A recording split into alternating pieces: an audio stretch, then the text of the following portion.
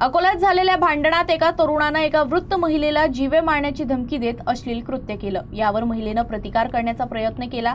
या प्रकरणी तरुणाविरुद्ध पोलिसात गुन्हा दाखल करण्यात आला आहे। अकोल्यात अश्लील कृत्य करत जीवे मारण्याची धमकी देणाऱ्या एका तरुणाला वृद्ध महिलेनं चांगला चोप दिला।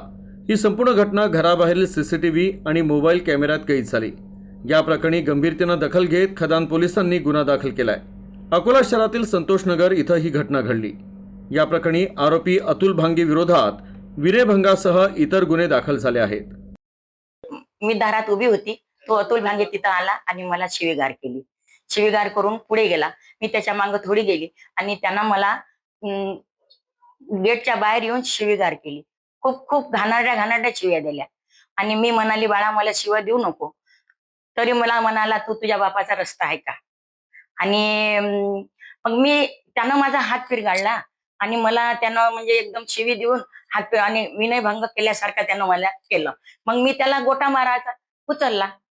मग साहजिक आहे माझं गोटा मारणं, आणि तो तिथं जाऊन नगरसेवकाची मदत घेते आणि असा वागतो। हे वागणं चांगलं नाही, माझ्या दाराशी येणं चांगलं नाही आणि मला शिवीगाळ करणं चांगलं नाही। आम्ही दोघच जण राहतो। माझे मिस्टर घरी नव्हते, मी एकटीच घरी होती। मदतीला कोणीच आलं नाही। मला स्वतः त्याला करावं लागलं। मला स्वतः त्याच्या समोर व्हावं लागलं।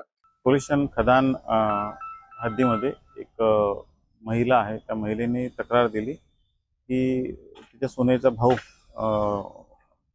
घराजवळ आला होता आणि त्यांनी हात पकडला।